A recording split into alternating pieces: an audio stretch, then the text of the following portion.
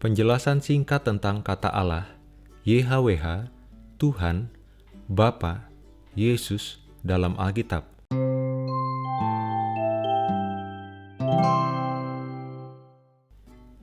Yang pertama, Allah.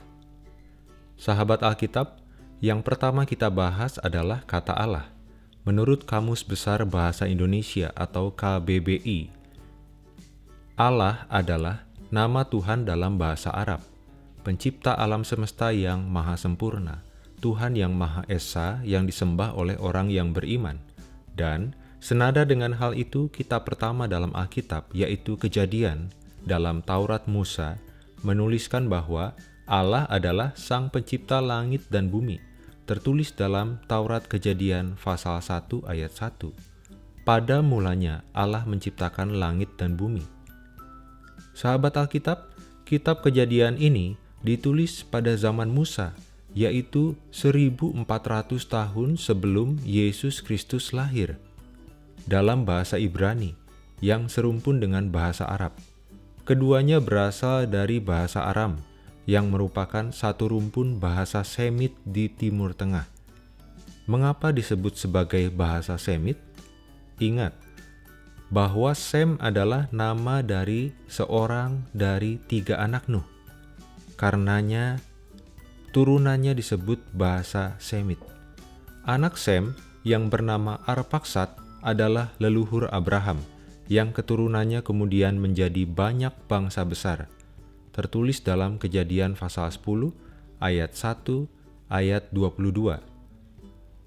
Inilah keturunan Sem, Ham, dan Yafet, anak-anak Nuh. Setelah air bah itu, lahirlah anak-anak lelaki bagi mereka.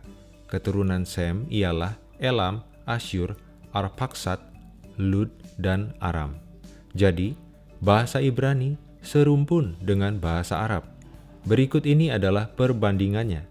Allah dalam bahasa Arab, Elah dalam bahasa Aram, Eloah dalam bahasa Ibrani, memiliki pelafalan yang sedikit berbeda, namun sama-sama menunjuk pada Sang Pencipta alam semesta yang maha sempurna. Perlu diketahui bahwa di dalam Alkitab terjemahan bahasa Indonesia, Allah adalah sebutan umum untuk Sang Pencipta, bukan nama khusus. Yang kedua, Tuhan atau YHWH. Di dalam Alkitab Perjanjian Lama sebelum karya salib Yesus Kristus, Tuhan yang tertulis semuanya huruf besar T-U-H-A-N, Tuhan, adalah terjemahan untuk nama khusus Sang Pencipta yang dinyatakan kepada Musa.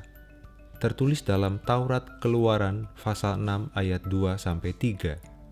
Selanjutnya, berfirmanlah Allah kepada Musa, "Akulah Tuhan. Aku telah menampakkan diri kepada Abraham, Ishak, dan Yakub sebagai Allah yang Maha Kuasa, tetapi dengan namaku, Tuhan, aku belum menyatakan diri." Sahabat Alkitab, sebelum diterjemahkan dengan kata Tuhan, dalam bahasa aslinya tertulis sebagai YHWH, 4 huruf, yang sering disebut sebagai tetragrammaton.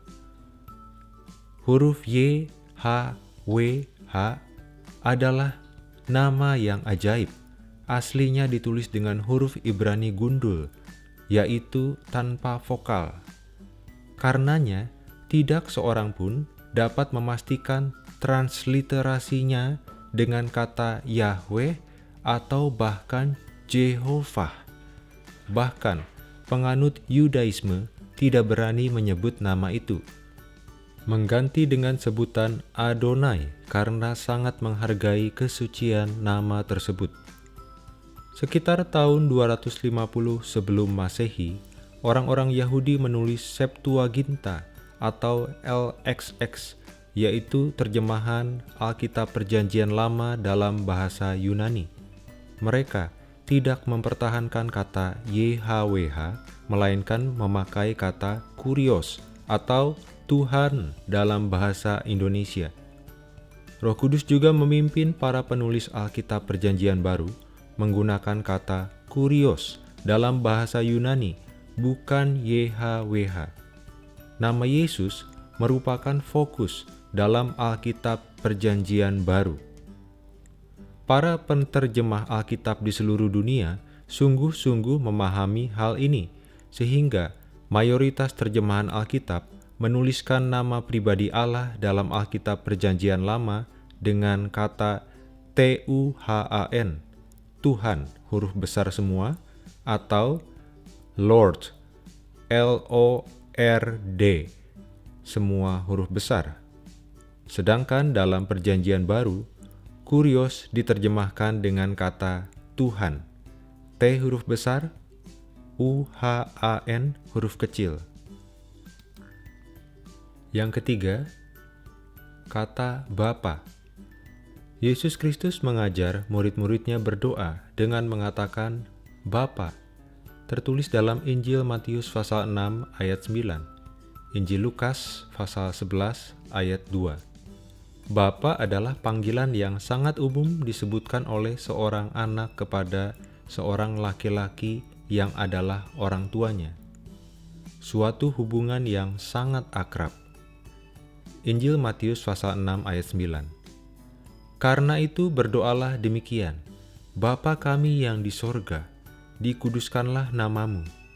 Injil Lukas pasal 11 ayat 2. Jawab Yesus kepada mereka, apabila kamu berdoa, katakanlah, Bapa, dikuduskanlah namamu, datanglah kerajaanmu.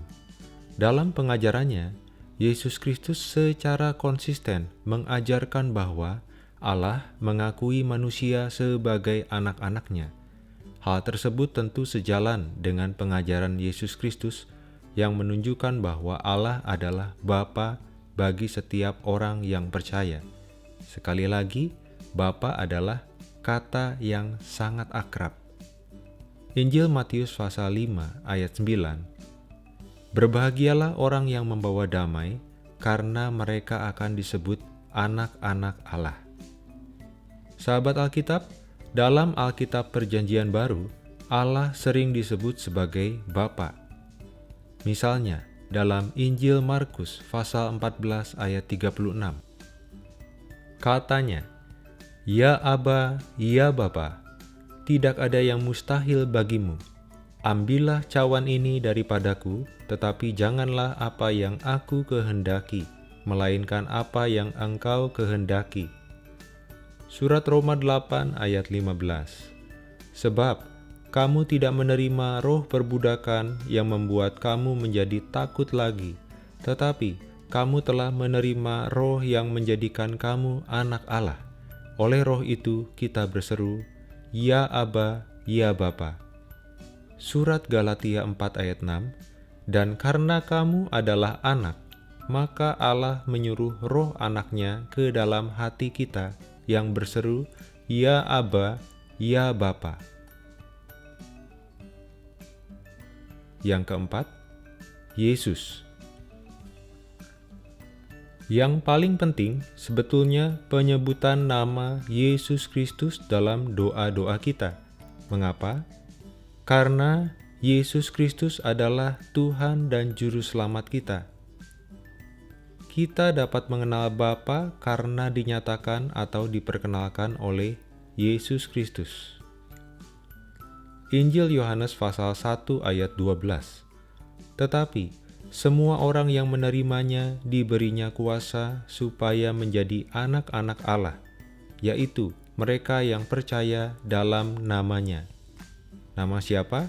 Nama Yesus Kristus. Tertulis dalam ayat yang ke-17.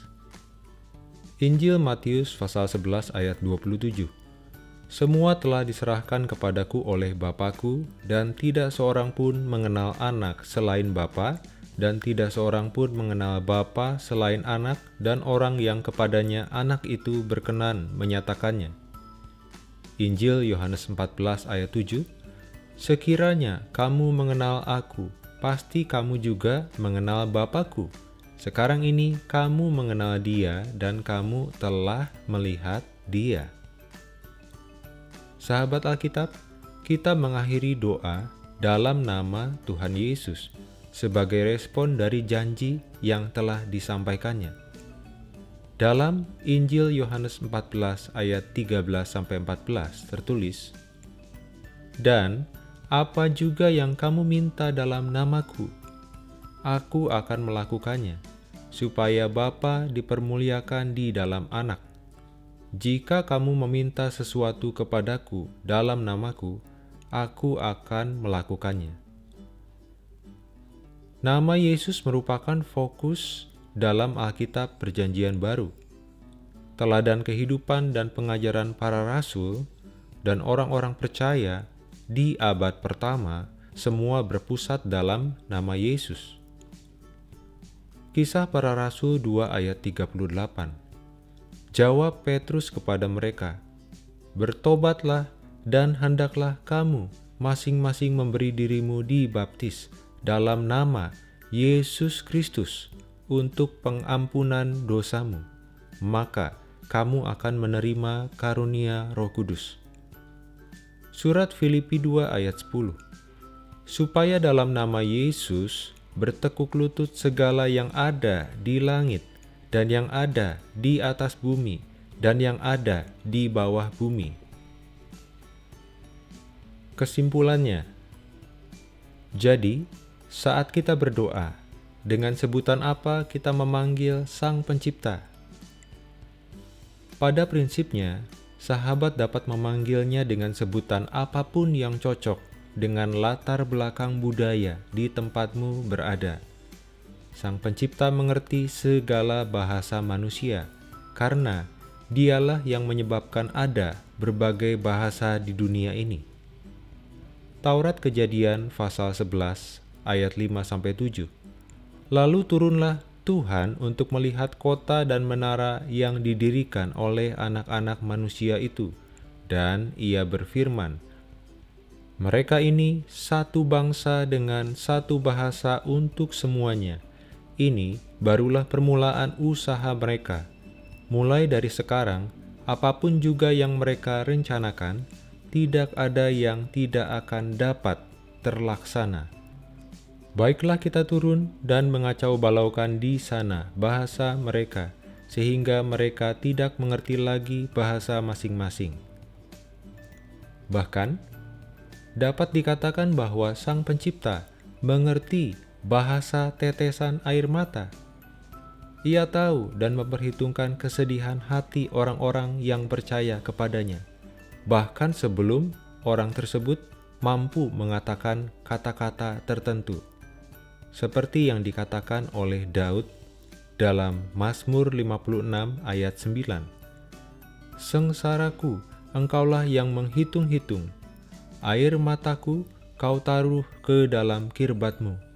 Bukankah semuanya telah Kau daftarkan?" Sahabat Alkitab, Sang Pencipta tidak akan kebingungan saat dipanggil dengan sebutan Allah, Elohim, YHWH, Tuhan, Dewa, Gusti, Debata, Prabu, Bapa, dan sebagainya. Hubungan pribadi kita dengannya dalam Tuhan dan Juru Selamat kita, Yesus Kristus, lebih penting daripada panggilan kepadanya. Jadi, panggillah Sang Pencipta dengan iman, hati yang sungguh-sungguh percaya kepadanya. Panggillah dengan hormat di dalam nama Yesus Kristus. Semoga bermanfaat. Tuhan Yesus menyertai kita selalu.